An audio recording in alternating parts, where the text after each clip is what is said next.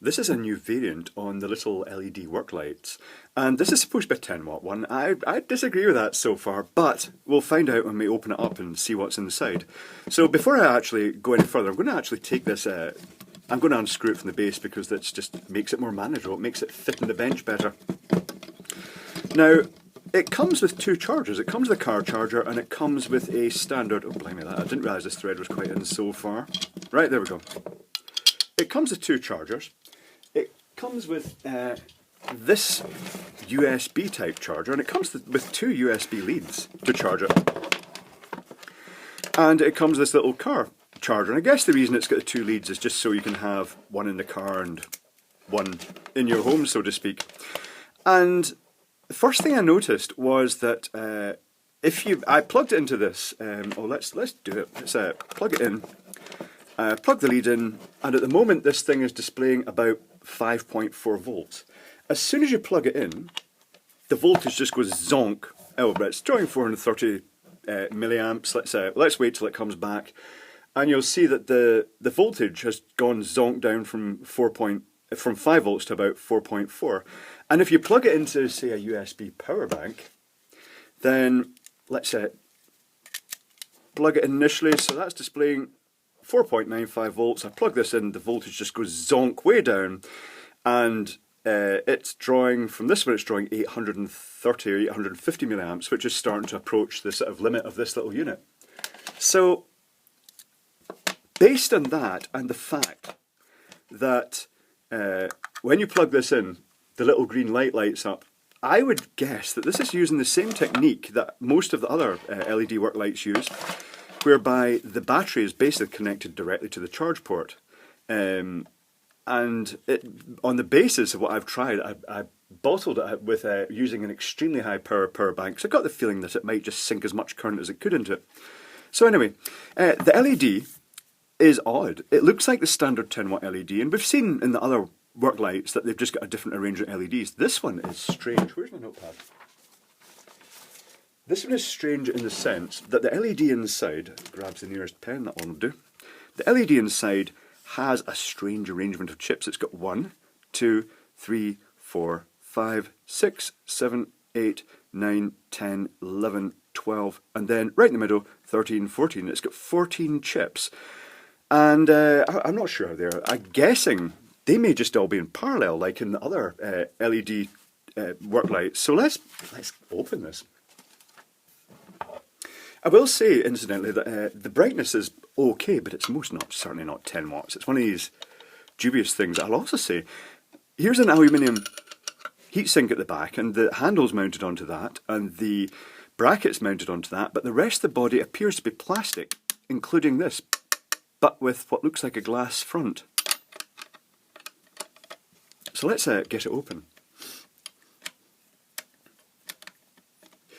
I also did some tests externally before even opening it, whereby I got one of these leads and I charged it up from my external bench power supply.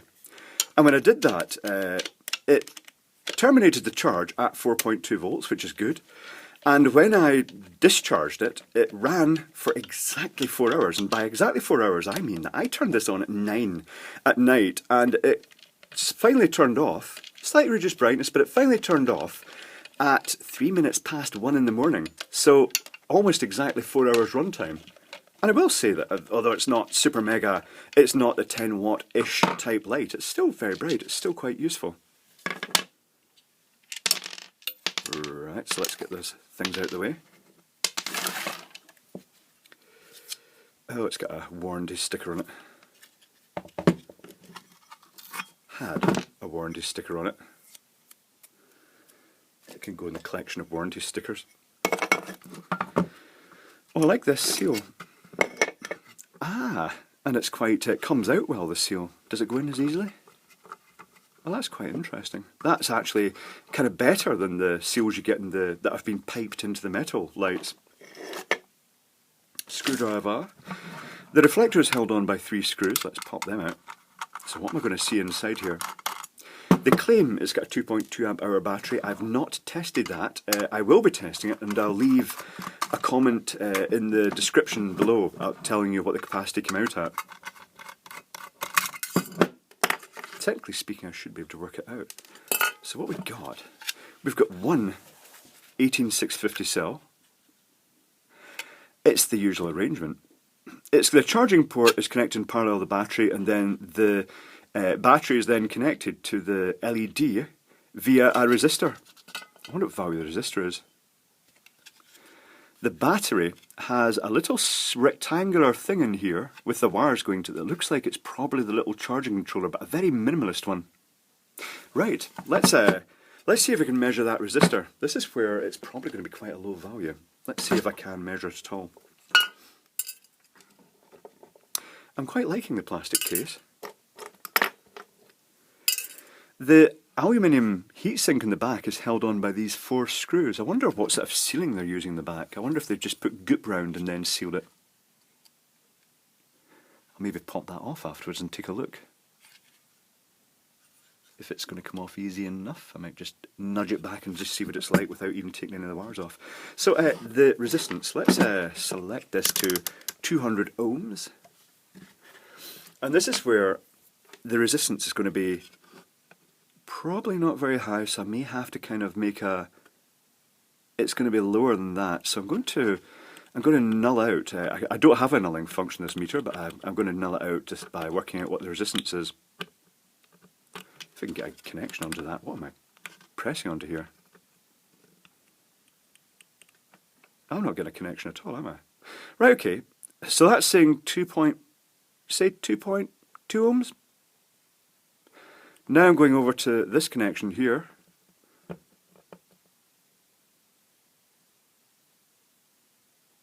So about 1.2?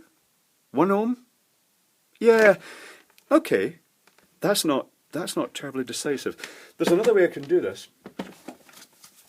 If I power this LED by a bench power supply, and I have that resistor that I don't know the value of, and it's in series with an LED, and I pass 1 amp through that, so I'm going to do that with the bench power supply. Then by measuring the voltage across that resistor, and then dividing it by 1 for the 1 amp that's flowing through it, that will give me the value. So let's get the bench power supply into this.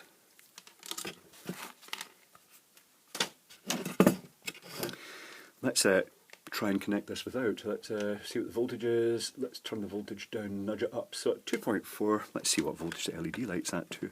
So let's connect that to there and connect this gingerly onto here. The LED is already just barely started glowing at 2.43 volts.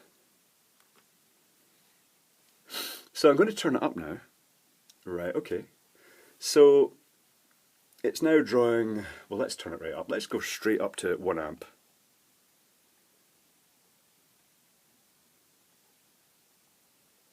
So at 1 amp, the power supply is showing a voltage of about 4.5 volts. So now if I set this to voltage, I'm not expected to be high, so I'll set it to quite a low voltage range, and I stick it across between there and there, then the voltage across that should effectively be the resistance. 1.2 ohms. 1.2 volts. I'll nudge that down so you can see it. Oh, let's see if I can get it so bright. Yeah, I'd say that's 1.2 ohms on the button. Rightio. So while we've got this open, let's measure the voltage across that LED. Let's turn the... no, let's not turn it down. Let's measure as it is. I can't see a thing here. So the voltage across the LED, let's try not to short the lithium battery out of the process, is 3 volts on the button. What if I turn it down to say about 200 milliamps? At 200 milliamps, the voltage across the LED is 2.75. So let's just say the voltage across the LED is around about 3 volts.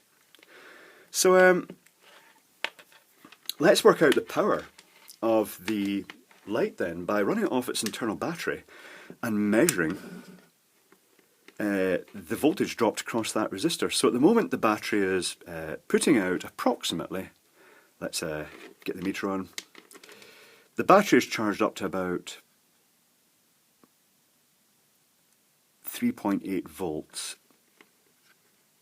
Actually, I can work that out by deducting, oh no, I'll work it out afterwards. So the voltage across that resistor now, let's see what the current through it is not very high, it's 0.8 volts. So at the moment, the voltage is 0.8 volts times, and let's get the voltage across the LED, 2.95.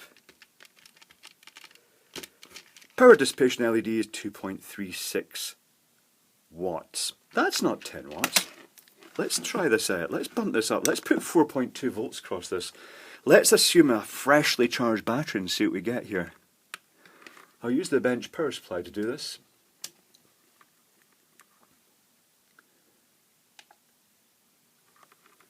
So let's jumper that over to there.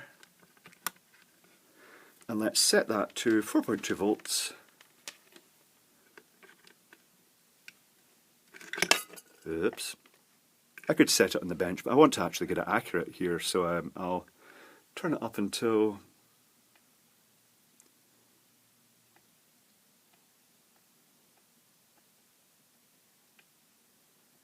so on a freshly charged lithium cell, it's going to be, it's drawing about an amp, and the voltage across the LED at that will be most likely 3 volts. 3.01.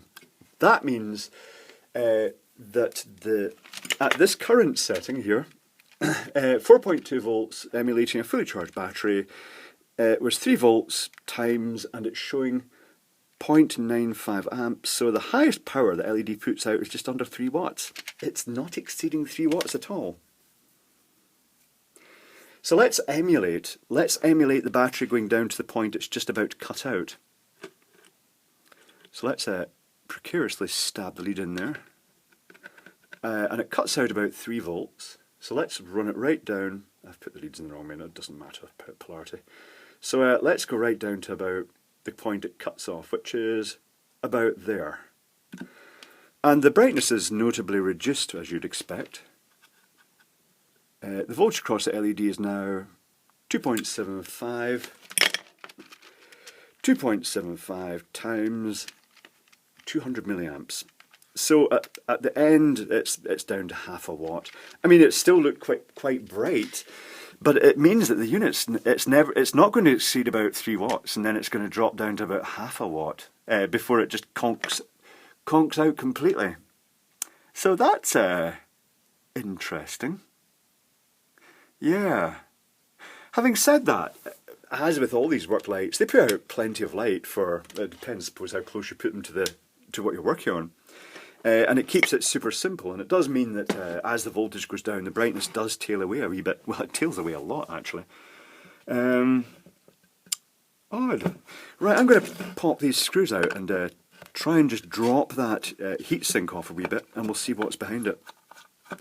I kind of want to take this out as well, and take a look under the wrapper, but I can see that it's gooped in with that silicone rubber stuff, and it really sticks to plastic well. So I don't think I'm going to be able to get that out without destroying it.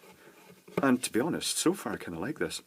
I'm actually thinking of using this possibly as a little garden feature type light, but possibly actually replacing this LED, since it's never going to be run above about 3 watts, with an actual 3 watt LED. Green one. So it actually accentuates the foliage, or can be pointed up into a tree.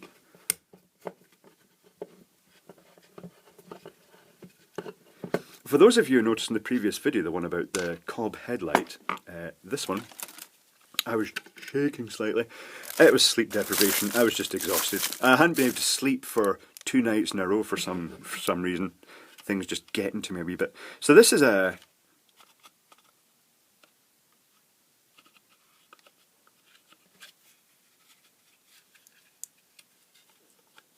I don't see any seal at all.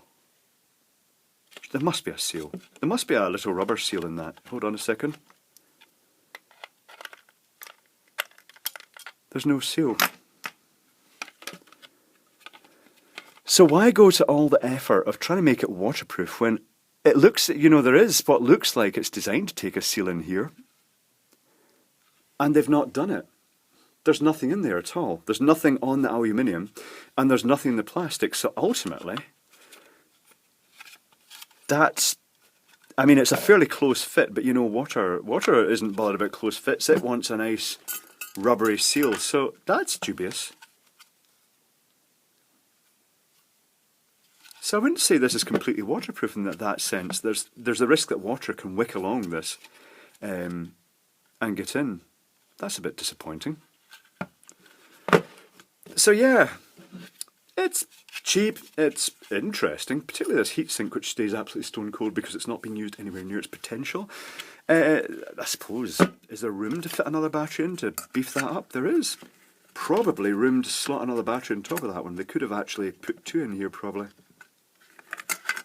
Hold on, let's sit this other battery on, let's see if it would have worked. Yes, they could have fitted another one. They could have used two batteries and doubled the runtime or doubled the brightness.